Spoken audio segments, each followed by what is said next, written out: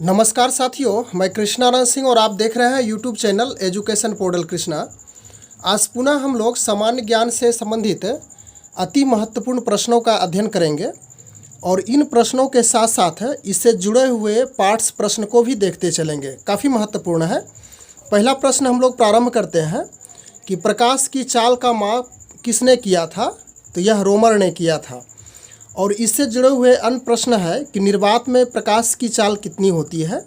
तो निर्वात में प्रकाश की चाल जहाँ पे हवा नहीं होती है, यानी कि निर्वात में, तो इसकी चाल 3 × 10⁸ मीटर प्रति सेकंड होता है। यदि हवा की बात कही जाए तो हवा में प्रकाश की चाल इससे कम होती है, 2.25 × 10⁸ मीटर प्रति सेकंड। और प्रकाश के तरंग का सिद्धांत यदि पूछा जाए कि प्रकाश के तरंग का सिद्धांत किसने दिया था, तो यह हाइजेन दिया था, हाइजेन। और इसी में यदि पूछा जाए कि प्रकाश के व्यतिकरण का सिद्धांत किसने दिया, तो यह था थॉमस यंग। उसके बाद अगला प्रश्न है, कंप्यूटर की पहली भाषा कौन सी थी? तो यह कंप्यूटर की पहली भाषा थी फोर्ट्रॉन। और इससे जुड़े हुए अन्य प्रश्न है कि उच्च स्तरीय यदि भाषा पूछी जाए कंप्यूटर की, तो यह हो जाती है कोबोल। और कंप्यूटर के यदि प्रकार पूछा जाए टाइप, तो इसमें 3 प्रकार के टाइप हो जाते हैं कंप्यूटर के। पहला हो जाता है डिजिटल, उसके बाद दूसरा में एनालॉग और तीसरा है हाइब्रिड। तो इस तरह से हम लोग देखें कि कंप्यूटर को 3 भागों में विभाजित किया गया है। पहला है डिजिटल कंप्यूटर, दूसरा है एनालॉग कंप्यूटर और तीसरा है हाइब्रिड। उसके बाद तीसरा प्रश्न है कि रक्त का थक्का नहीं हो पाना, तो यह है हेपरिन, यानी हेपरिन की मौजूदगी के कारण शरीर के अंदर रक्त थक्का नहीं हो पाता है। और रक्त थक्का के लिए अनिवार्य प्रोटीन है, तो वह है फाइब्रिनोजेन। इसको लिख लेते हैं फाइब्रिनोजन,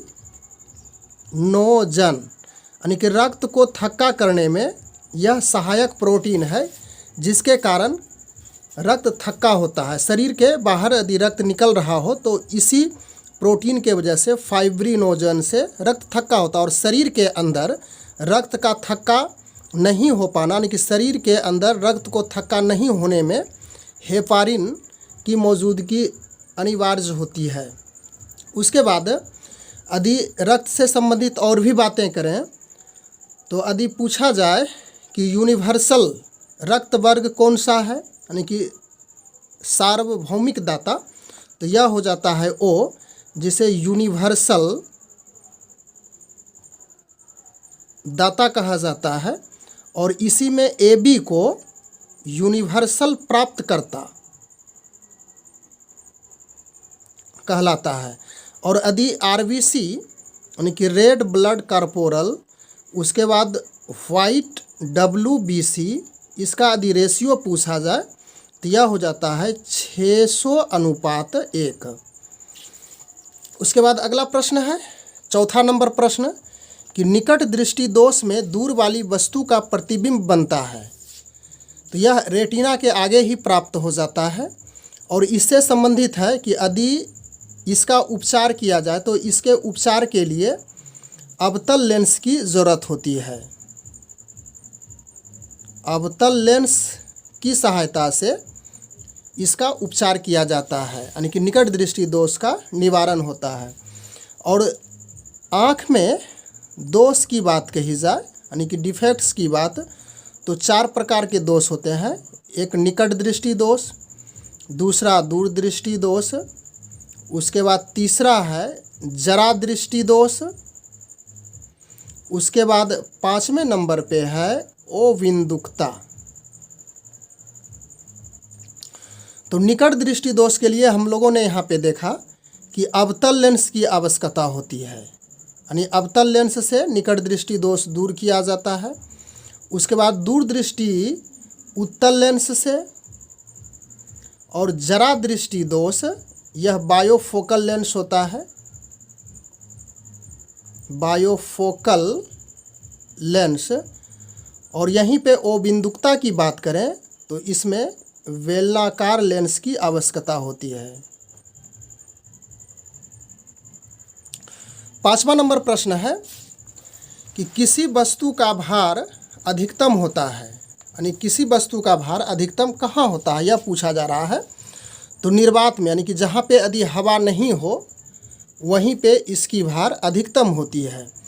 और इससे जुड़े हुए अन्य प्रश्न है कि निर्वात में प्रकाश की चाल सबसे अधिक होती है, जिसे हम लोग ऊपर भी चर्चा किए थे। और प्रकाश की चाल 3 × 10⁸ मीटर प्रति सेकंड निर्वात में होती है, और हवा में 2.25 × 10⁸ मीटर प्रति सेकंड होता है। और इस्पात में ध्वनि की चाल सबसे अधिक होती है।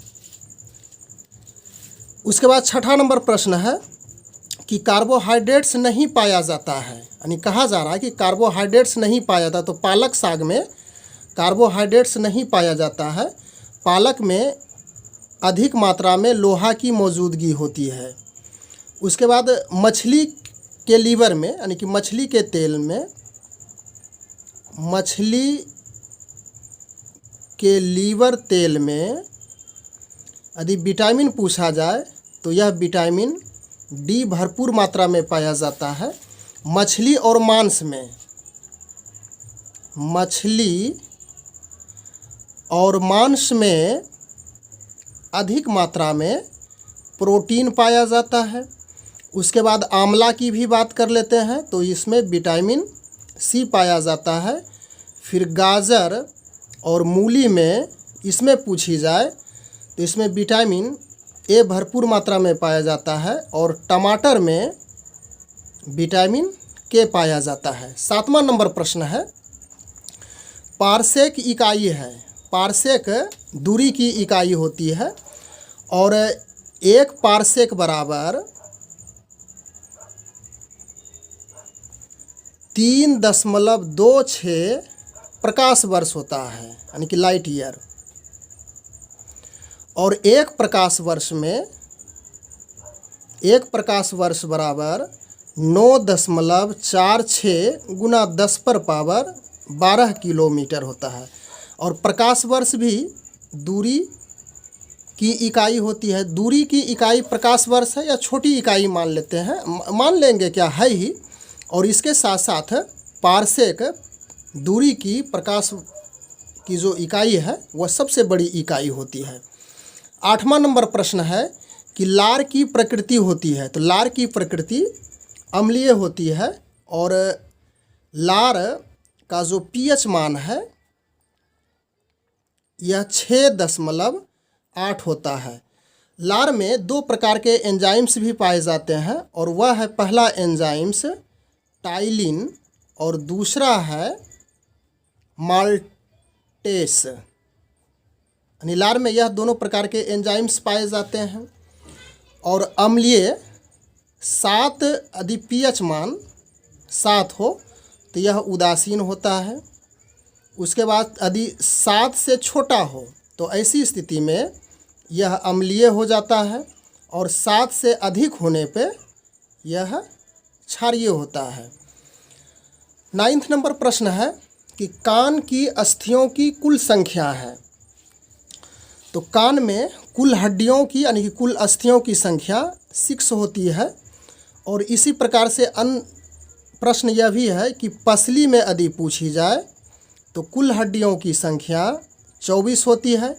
इसी प्रकार से कपाल में कुल हड्डियों की संख्या, यानी कुल अस्थियों की संख्या 8 होती है। और शरीर के अंदर कुल हड्डी 206 होती है, लेकिन बाल्यावस्था में हड्डियों की संख्या कुल 208 होती है। अंततः यह 2 हड्डी आपस में जुट करके युवा अवस्था में 206 ही बच जाती है। 10वां नंबर प्रश्न है कि लिटमस पत्र प्राप्त होता है, तो लिटमस पत्र शैवाल नहीं, यह गलत है। लिटमस पत्र लाइकेन से प्राप्त होता है। लाइकेन एक प्रकार का घास है, इसी से लिटमस पत्र बनाया जाता है।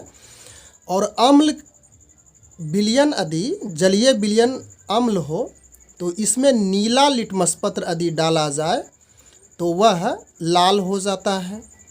और यदि क्षारीय विलयन हो तो इसमें लाल लिटमस पत्र नीला हो जाता है।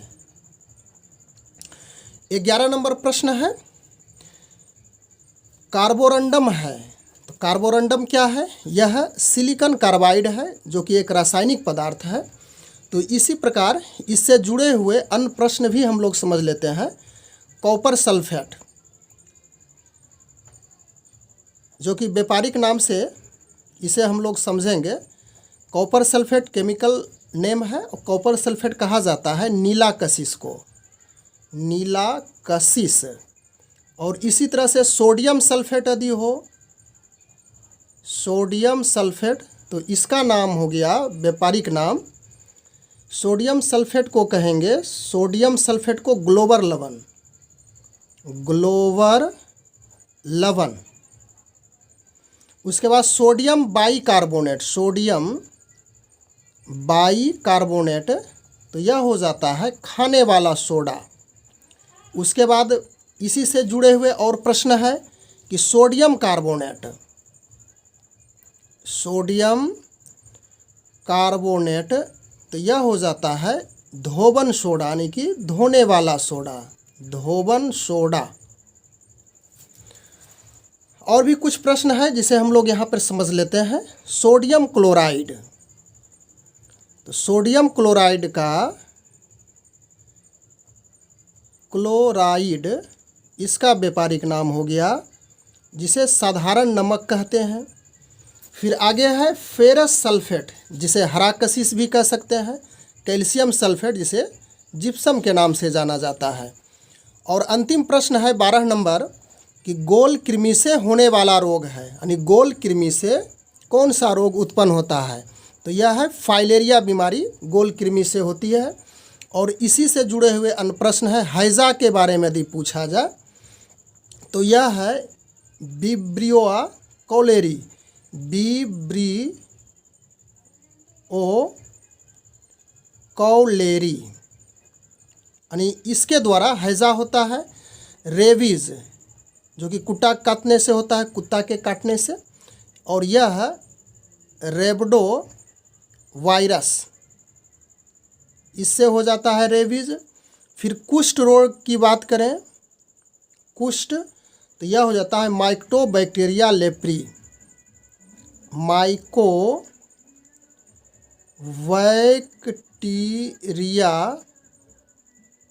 लेप्री। फिर चेचक की भी बात कर लेते हैं।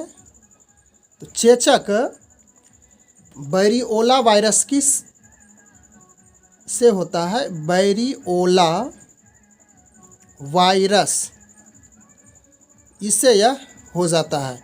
तो इस प्रकार से हम लोग 12 प्रश्न को यहाँ पे देखे, यानी कि अध्ययन किए, और इससे जुड़े हुए अन्य प्रश्नों का भी अध्ययन किए।